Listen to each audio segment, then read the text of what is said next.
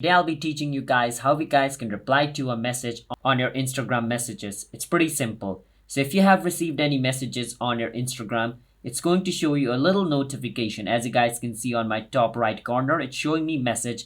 It's showing me message notification saying one. That means one person has messaged me. So if I want to reply him, I can click on the message icon. And at the top, it's showing me the message on the black with a dot right beside it. That means I haven't read the message or I haven't replied to it. I can click on the message and it's going to open up the message. Now it's going to show that I have read the message. Now to reply to the message, what I can do is just simply type my message over here like this.